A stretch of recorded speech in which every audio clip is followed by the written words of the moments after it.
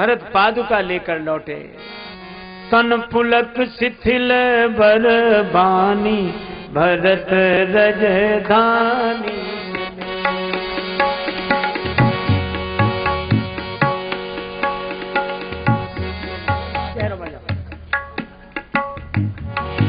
तन पुलक शिथिल बरबानी, भरत रजधानी।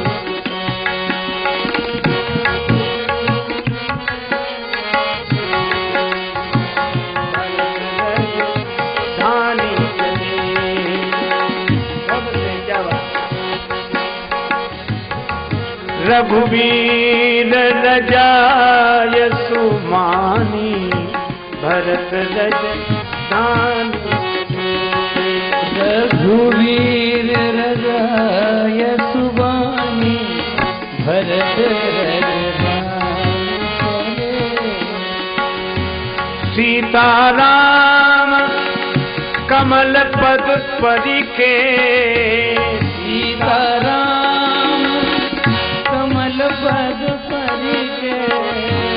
चरण पीठ सादर सिर धरी के, चरण पीठ सादर सिर धरी के। भरी के अखियान में पानी, भरत रजधानी।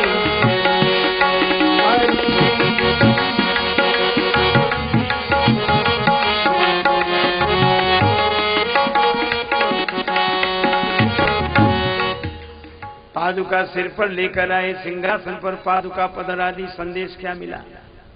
ये पादुका क्या है? आखिर जुग जनु जीव जतन के, ये राम नाम के 2 अक्षरी मानो पादुका है। आप भी अपने हृदय के सिंहासन पर राम नाम के 2 अक्षर बिठाएं। एक दिन श्री सीता राम जी ही आकर इस हृदय के सिंहासन पर आसीन हो जाएंगे।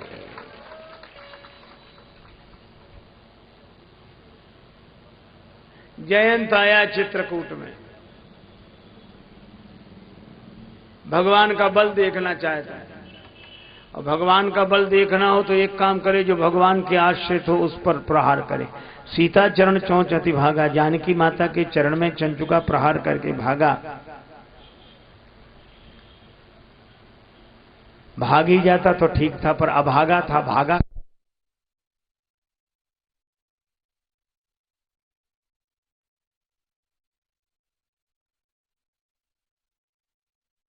भाग जाए, पर वो भागा नहीं।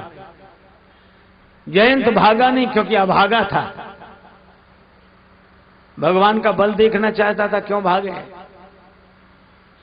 श्री जानकी जी ने कहा नहीं, राम जी जान गए। धनुष पर सिंह का बाण संकल्प करके चला दिया आगे, जयंत पीछे बाण। जयंत ने भेष भी बदल दिया, रूप भी बदल दिया। धर निज रूप गयो पितु पाही, पर बाण जानता है रूप बदलने से कुछ नहीं होगा, वह तो उसे जानता है जिसके लिए लगा है। इंद्र ब्रह्मा शिव किसी की यहां शरण नहीं मिली। घबराता जा रहा है आगे, जयंत पीछे बाण। नारद जी ने देख लिया। नारद जी से शरण नहीं मांगी, पर नारद देखा विकल जयंता। संत का स्वभाव कोम लाग दया कोमल चित संता। कहां जा रहे हो जयंत? जयंत बोले, महाराज जहां बाण ले जाए। क्यों लगा है तुम्हारे पीछे बाण? महाराज प्राण लेने के लिए, कोई वरदान देने के लिए थोड़ा ही लगा है। नारद जी बोले, अगर ये बाण प्राण लेना चाहता तो तुम्हें ब्रह्मलोक शिवलोक इंद्रलोक तक नहीं जाने देता, बीच में ही मामला साफ कर देता। अरे ये तो और बड़ी मुश्किल है महाराज, ये बाण प्राण भी नहीं लेता और पीछा भी नहीं छोड़ता। नारद जी ने कहा, बाण किसका है? का बाण तो भगवान श्री राम का है, कि जिसका बाण है उसी की शरण में जाओ, वहीं त्राण मिलेगा। नारद जी ने जब यह समझाया, जयंत बोला, कब चले भी जाएं भगवान पूछेंगे शरण में आना था तो भागे क्यों, और भागी गए थे तो शरण में आए क्यों? तो कह देना कि प्रभु आपका प्रभाव देखना था इसलिए भागा, अब स्वभाव देखना है इसलिए शरण में आ गया हूं।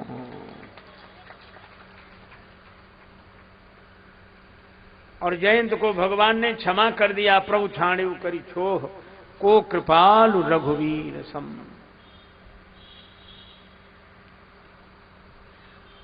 अब इंद्रलोक तक ये महिमा पहुंच गई। भगवान ने सोचा अब यहां रुकना ठीक नहीं है, हुई है भीड़, भीड़ इकट्ठी होगी, सब लोग मुझे जान गए हैं और मैं उदासी का व्रत लेकर चला हूं, उदासीन व्रत लेकर चला हूं। उदासीन बड़ा सुंदर शब्द है। उदासीन का अर्थ उदास नहीं है, जो शत्रु मित्र सुख दुख अनुकूल प्रतिकूल सबसे उदासीन हो, न किसी की अपेक्षा न किसी की उपेक्षा। यही संत का सहज स्वभाव है। भगवान आए, अत्रि महाराज की स्तुति की, अनुसुईया जी ने सीता माता को पतिव्रत धर्म का उपदेश दिया और भगवान सब संतों से मिलते हुए सुतीक्षण जी से मिले। सुतीक्षण जी ने बड़ा विलक्षण वरदान मांगा। सुतीक्षण जी ने कहा कि प्रभु एक वरदान मुझे दे दो। भगवान बोले अभी अभी दिया, तुम कह रहे थे हम जानते ही नहीं है। बोले जब आपने दिया तब हम जान गए कि वरदान ऐसे ही होता है। अच्छा क्या चाहते हो? महाराज बड़े आदमियों के यहाँ बहुत सी चीजें बेकार पड़ी रहती हैं, आपके यहाँ अभिमान बेकार पड़ा है, आप करते नहीं हो अभिमान, हमें दे दो, हमें दे दो। भगवान बोले दिया उन्हें जाता है जिनके पास ना हो, क्या तुम्हारे पास तुम्हारा अभिमान नहीं है? सुतीक्षण जी बोले हमारे पास हमारा अभिमान है, यही तो रोना है। हम चाहते हैं कि हमारे जीवन में हमारा नहीं बल्कि आपका अभिमान हो। अस अभिमान जाय जनि भोरे, मैं सेवक रघुपति पति मोरे। भगवान सुतीक्षण जी के साथ अगस्त्य जी के आश्रम में आए। सुतीक्षण जी ने कहा कि सीताराम जी को लेकर आया हूं। अगस्त्य जी बड़े प्रसन्न हुए। अगस्त्य जी का आतिथ्य भगवान स्वीकार करते हैं और कहा कोई मंत्र दो जहां मैं राक्षसों का विनाश कर सकूं। भगवान ने कहा पंचवटी में रहो। कितना बढ़िया संकेत है, पंचवटी में रहकर ही राक्षसों को मारा जा सकता है। इन विकारों पर विजय श्री हम पंचवटी में रहकर ही कर सकते हैं और हम सब पंचवटी में ही बैठे। पांच तत्व के शरीर में रहना ही तो पंचवटी में बैठना है। ज्ञान वैराग्य भक्ति का सत्संग हुआ। लक्ष्मण जी के प्रश्न, राम जी के उत्तर, सीता माता श्रोता। और कितनी अद्भुत बात कि पंचवटी में सत्संग हुआ और सत्संग के बाद सूर्पनखा आई। क्यों भैया? समझ में नहीं आती बात। इतना ऊंचा सत्संग हुआ उसके बाद सूर्पनखा आ गई। भगवान का भजन करते हुए कोई रहे वहां, भगवान कहते व्यापई तहन अविद्या जोजन एक प्रजन। और ये लोग सत्संग कर रहे, राम जी सत्संग कर रहे, लक्ष्मण जी प्रश्न पूछे, सीता मैया सुने और उस सत्संग के बाद सूर्पनखा आ जाए।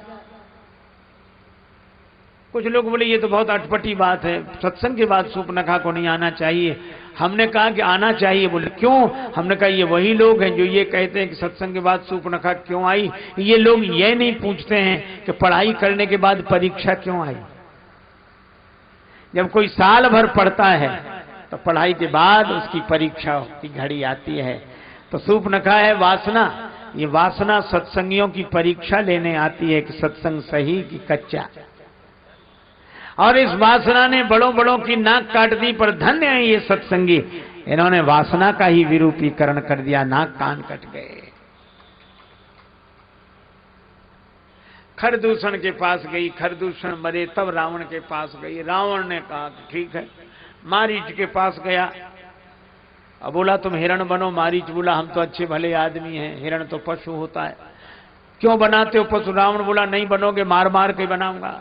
और रावण का काम क्या है? अच्छे भले आदमी को जो पशु बनने के लिए बेवश कर दे, यही काम रावण का है। और राम जी का काम पशुओं को मनुष्य बनाना है। हनुमदादि वानर सब वीरा, धरे मनोहर मनुज शरीरा। मनुष्य शरीर मिला। आहा, जय जय। राम जी पशुओं को भी मनुष्य बनाते हैं, पत्थर की शिला को भी मानवी बना दिया है। और रावण मनुष्यों को भी पशु बनाता है। मारीच हिरण बना। भगवान पहले ही जानते थे कि माया भी ऐसा कर रहा है, इसलिए मायापति ने ऐसी लीला रची कि रावण के आने के पहले ही लक्ष्मण जी जब वन में गए थे, राम जी जानकी जी से बोले तुम पावक महा करो निवासा। क्यों? बोले रावण नकली साधु बन के आए, नकली साधु को असली शांति कैसे मिल जाए। और वही हुआ। श्री जानकी जी तो सदा राम जी के पास है, उनका कभी हरण नहीं हुआ, हरण नहीं हुआ। ये तो लीला है राक्षसों के विनाश के लिए। अगर सीता माता रेखा से बाहर निकल गई, कई लोग कहते बड़ा गलत किया, रेखा से बाहर नहीं निकलना था सीता जी को, रेखा से, आज तक कहते हैं ये गलती हो गई, रेखा से बाहर नहीं निकलना था, रेखा से बाहर। हम लोगों को आज तक अपनी गलती नहीं दिखाई दी, माता की गलती देखते हैं। और मैं कहता हूं कि सीता माता ने बिल्कुल ठीक किया। रावण साधु के वेश में भिक्षा मांग रहा है और लक्ष्मण जी रेखा खींच गए कि माता बाहर मत निकलना, संकट आ सकता है, और साधु को भिक्षा देना धर्म है, तो संकट के डर से क्या हम धर्म का पालन करना बंद कर दें? तो तुम्हारी रक्षा कौन करेगा? सीता जी बोली जो होगा होगा, संकट आएगा आएगा, मैं धर्म की रक्षा करूंगा, करूंगी, मेरे कुल का धर्म है। मांगने वाले जहां मना सुन के नहीं गए। सीता माता बाहर निकल आई। रावण ने असली रूप दिखाया, किसी ने कहा कि आप मान गए, रेखा के बाहर नहीं निकलना था, अब तुम्हारी रक्षा कौन करेगा? सीता माता ने कहा यदि मैंने धर्म की रक्षा की है तो धर्म मेरी रक्षा करेगा। धर्मो रक्षति रक्षिता। और मैं कहता हूं सीता माता अगर रेखा के बाहर न निकलती तो दुनिया को छलने वाले रावण का असली रूप कैसे प्रकट होता। इसलिए जानकी माता की वंदना।